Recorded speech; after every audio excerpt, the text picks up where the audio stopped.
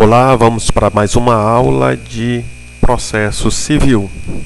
E o que nós vamos falar hoje é sobre causa de pedir. Primeiramente, é sempre bom lembrar os elementos que devem conter uma petição inicial. Elementos esses que estão dispostos no artigo 319. Em uma aula futura, nós iremos falar mais detalhadamente de como fazer uma petição inicial. Inicialmente, nós estamos só estudando os elementos separadamente para depois fazer o conjunto. É necessário dessa forma para que possa-se entender cada elemento de uma petição inicial. Nós já estudamos sobre o endereçamento, que é composto de 3 partes, onde a primeira parte está ligada diretamente ao princípio da urbanidade, ao respeito, que é justamente a saudação. Excelentíssimo senhor doutor juiz, seja ele de direito ou federal. A segunda parte é o juízo a quem ela é dirigida, e no caso, que é o importante, que a petição diz, se é vara cível, ou estadual ou federal, se é juizado especial cível. E a terceira e última é a circunscrição, se é da comarca de Boa Vista, essa vara, ou ela é de uma seção judiciária federal.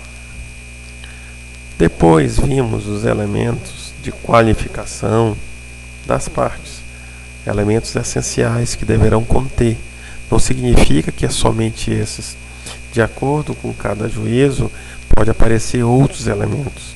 Por exemplo, quando trata-se de matéria trabalhista, para facilitar o processo, uma celeridade maior, via de regra é praxe colocar o número da CTPS, o número do PIS, o nome da mãe, data de nascimento da pessoa, porque são elementos essenciais para a liberação de uma chave.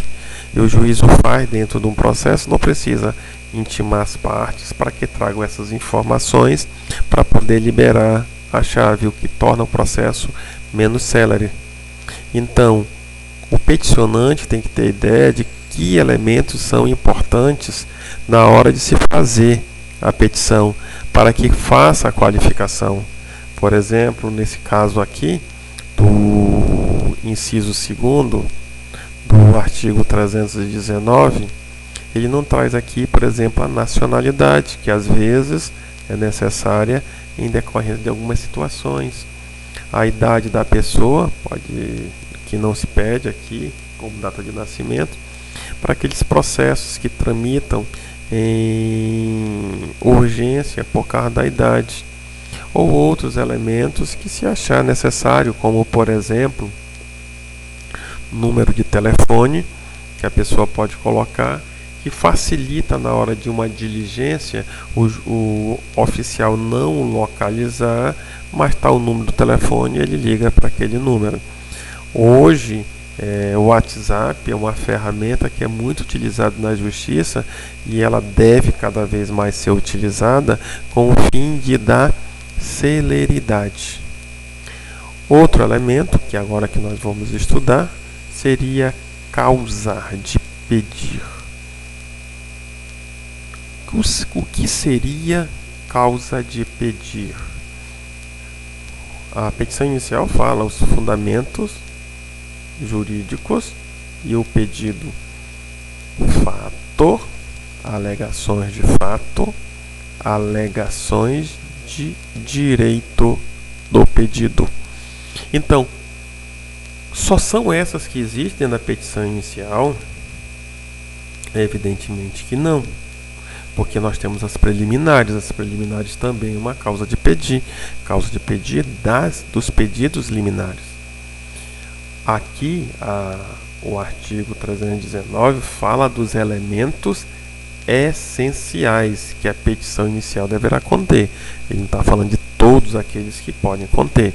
É lógico, se eu tenho uma situação que necessita de preliminares, eu vou acrescentar aqui as preliminares. Se eu necessito que a minha petição seja distribuída por dependência, porque já existe outro processo, dependência essa que pode ser pela continência ou pela conexão, que diz o artigo 55, 56 do CPC, eu vou fazer um pedido preliminar que haja distribuição por dependência.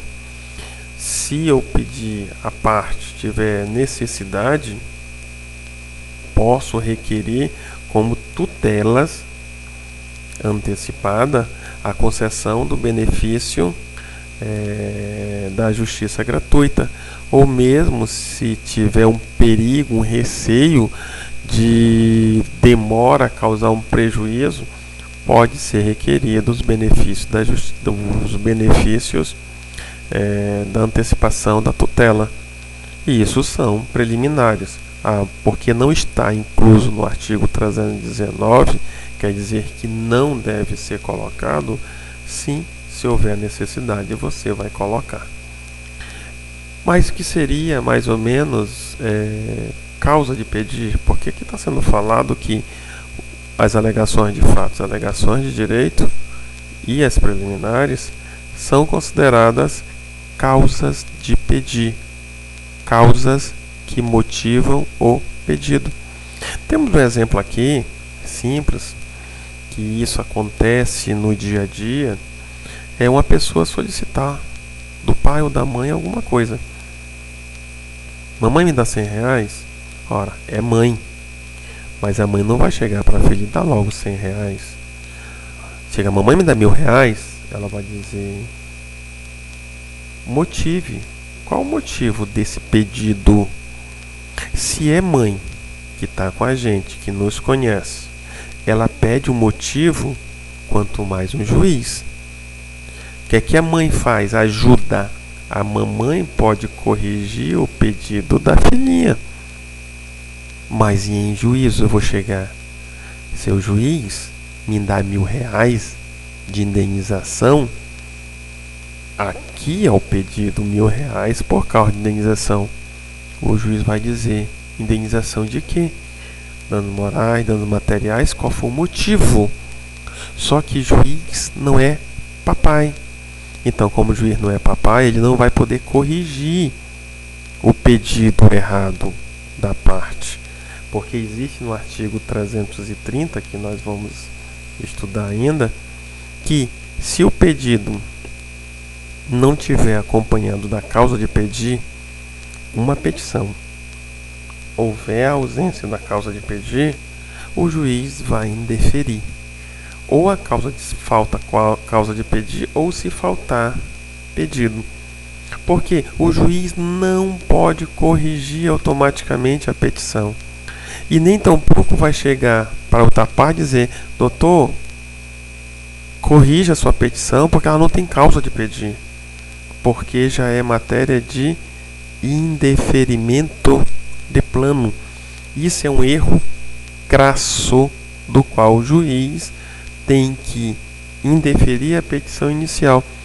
Mas e aí o princípio da celeridade não seria melhor pedir para emendar?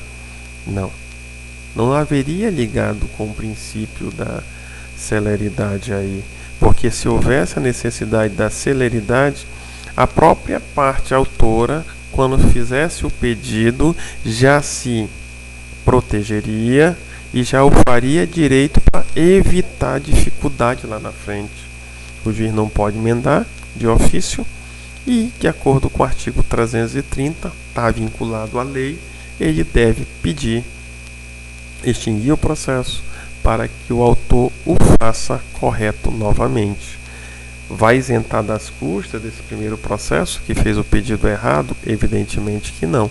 Só irá dispensá-lo de pagar as custas processuais se, no caso, a parte for beneficiária da justiça gratuita.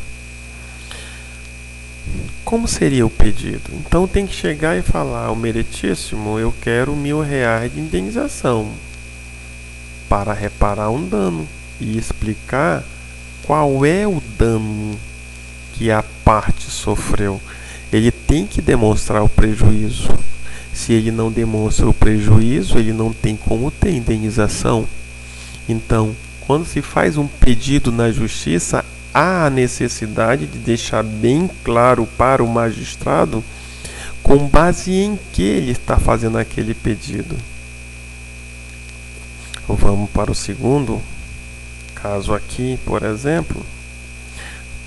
A menina chega para o pai e diz: papai, me dá R$100. Olha o pedido fundamentado. Para quê? O pai não precisou perguntar dela. Ela já disse: para que eu possa ir para o cinema com as minhas amigas. O pedido está completo. Então o pai vai o quê? Deferir. Se eu faço um pedido completo, o juiz vai analisar e ele pode deferir. Não estou dizendo, o juiz vai conceder. Vamos ver o segundo caso? Olha aqui. Papai, me dá R$100 para eu ir pro cinema com meu namorado. O pai: eu vou indeferir o pedido. Observa, de acordo com as convicções dele, ele pode deferir ou indeferir. Então, não significa toda vez que eu fundamentar bem um processo, eu vou sair vencedor. Não. O juiz vai analisar as provas, vai analisar a conveniência, e ele, de acordo com as provas, com o que ele tem, a aula de prova nós já colocamos, já está disponibilizado.